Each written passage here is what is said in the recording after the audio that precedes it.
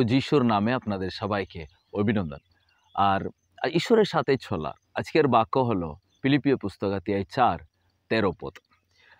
যিনি আমাকে শক্তি যোগান, তার শক্তিতে আমি সব কিছুই করতে পারি। যিনি আমাকে শক্তি যোগান, যিশু আমাদেরকে শক্তি জুগিয়ে দেন। তার শক্তি আমাদের অন্তরে থাকলে আমরা সবই করতে পারি, সেটাই সাধু পৌল বলছেন। হ্যাঁ প্রিয়, যিশু একজন নম্র হৃদয় নিয়ে থাকেন। সে নম্র হৃদয় যিশু আমাদের অন্তরে যদি থাকেন, আমরা সর্বদাই অহংকারের বিরুদ্ধে আমরা উঠে দাঁড়াবো। কোনোদিন আমাদের অন্তরে অহংকার থাকবে না।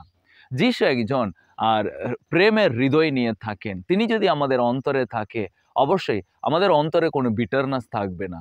আমরা খুব ছোট চোখে দেখব না, আমরা সবাইকে ভালোবাসবো।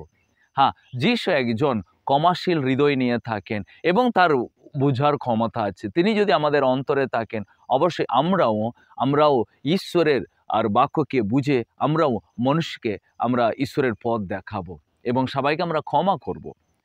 যিশু একজন আর নিঃস্বার্থ হৃদয় নিয়ে তিনি থাকেন। তিনি যদি আমাদের অন্তরে থাকেন, অবশ্যই আমরা ঈশ্বরের সেবা করব আমাদের সার্থকের জন্য নয়।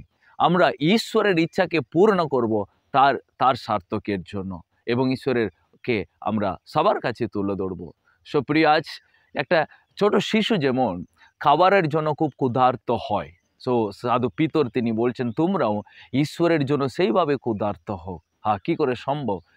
যিশু আমাদেরকে শক্তি জুগিয়ে দেন।